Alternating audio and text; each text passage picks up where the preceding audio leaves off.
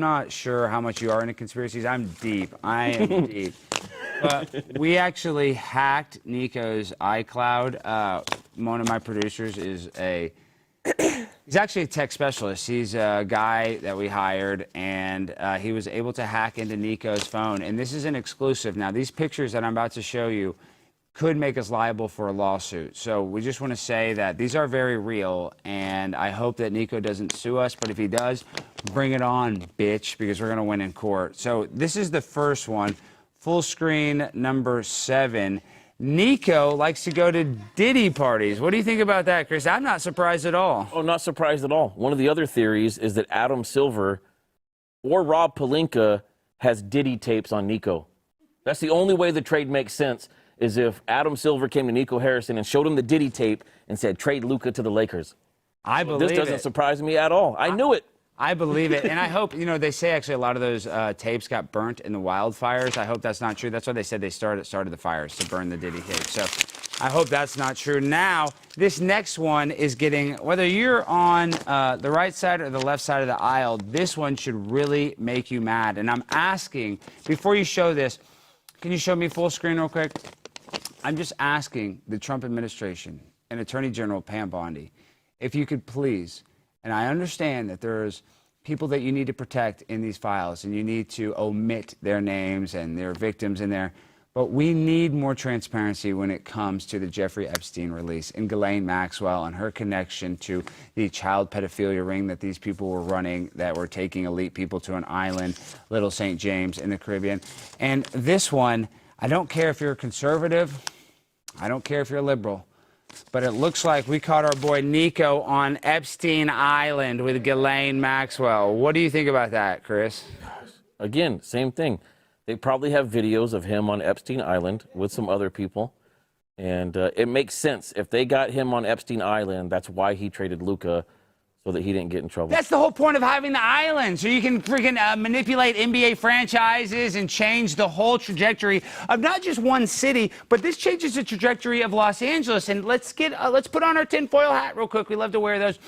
Notice how in Los Angeles they just had a devastating wildfire. Now, I said earlier the conspiracy is that they were trying to burn the Diddy tapes, which I also believe.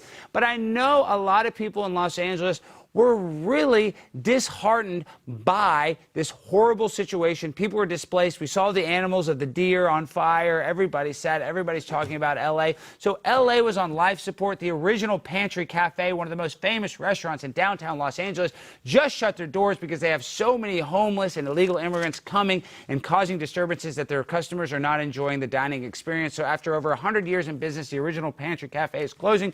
So Los Angeles is hurting so bad.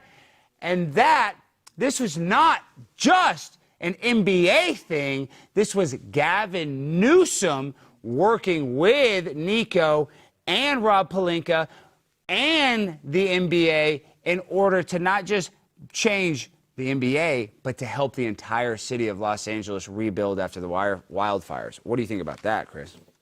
Did you just say the Pantry Cafe? Original Pantry Cafe is closed. I grew up in Southern California, going to Kobe Shaq games, late 90s, early 2000s. I used to park in the parking lot around the corner from Pantry Cafe, and at 19 years old was drinking, Bud Beers, Light in the car. Smoking some dirt weed, devil's lettuce, good weed, I used to go eat at the Pantry Cafe, and I just got the news. I didn't know that they're closing. The Pantry Cafe is closing. Over 100 years in business. They just announced it this week. It's one of the best. I can't take anymore, Alex. Stop it. I remember the first time. Well, I went to Los Angeles as a kid, but the first time I went to Los Angeles as an adult, I remember I went to that restaurant with my friend. We stayed up all night. We went there at 3 in the morning. It was I still remember that. I got hash browns, eggs. I can see the hash brown plate in my memory right now at the Pantry Cafe. And the prices weren't too bad. Everything in LA is so expensive, the original Pantry Cafe. I mean, it's still a little more expensive than like your normal diner in Dallas, but very reasonable prices for LA. So very sad. But this one, now, we still have to get back on Nico. Like this one, it's not surprising, but it is surprising because what we're about to show, his connection with this next world leader, you would have thought, and now it actually kind of makes sense why he did keep Kyrie and didn't trade Kyrie.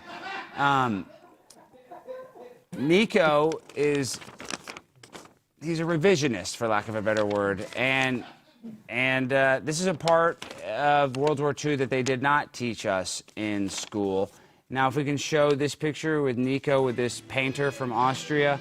So Nico is with an Austrian painter, is that correct? Yeah, that's what he was most known for. Wow. Wow. What do you say about that, Chris? That's pretty bad, right? I mean, there are some atrocities that have been committed on the human race. And what Nico did to Luka Doncic and to Dallas Mavericks fans, I don't know if it's on the same level, but I'm saying it's He holocausted the Mavericks. wow. He holocausted the Mavericks. I mean, there's a lot of correlations, and I'm not trying to lessen what happened with the Holocaust. It was terrible, but as a fan, I mean, it feels like we're a little bit in Auschwitz, Texas right now, and it feels like they just put the team in a damn oven. And I know, and I'm not trying to be funny because it's a horrible situation, but I mean, you look at this picture, and now it's starting to make a lot of sense of why he's okay with all the suffering and pain that he's causing to people, because Hitler did the same thing, and, you know, birds of a feather flock together. Now, that really makes me sick to think about that he's friends with some painter from Austria like that. the Pantry Cafe? Are you serious? Yeah. Come on. Pantry Cafe. And oh my gosh. now the last one is, I just want to say, on this show, we're very pro-LGBTQ. That's obvious by me being a Dallas Cowboys fan my whole life. You know, obviously, we have a lot of gay pride. But this one, it's, I want to get Chris's reaction before I even show this. Now, in the hack, our producer, he also is a pedophile poacher. He finds pedophiles, so he has an account on Grindr, which he says he only uses to catch people. He doesn't connect with people. But on Jimmy's Grindr account, he connected with 52-year-old Nico Harrison, the general manager of the Dallas Mavericks. So did you know that Nico Harrison was on Grindr? If you just look at him, you can tell. Does he look gay? Yes. No. Yeah, I think he does a little. Does he, Chris? Does he look gay? I'll just say it doesn't surprise me. I'm not surprised. I should be surprised seeing that picture, and yet somehow I'm not. See, if he was gay, he would have better hair. He would dress better. I mean, that's That's not always true. Do you want me to read the fine print on this profile? Yeah, can you? Because I can't. It says, Dallas just fucked the Mavs, ready to get fucked by you, winky face. And then his tagline is Luka, a hoe. And it says, "Call me daddy." Oh my god. That's gross, Jimmy. Why are you on Grindr so much, Jimmy? It's just journalism. This is pretty good journalism, though, right, Chris? You had to get. This is pretty good journalism, right? I haven't seen this anywhere else. You guys are dialed in over here. I appreciate all the breaking news. Yeah. So if you guys are on Grindr, which I know a lot of you perverts are, and you see Nico, make sure to give him a big middle finger from Chris and I. Okay. I'm so fly, I'm aligned with the planes. My grind so refined, I got no time for no games.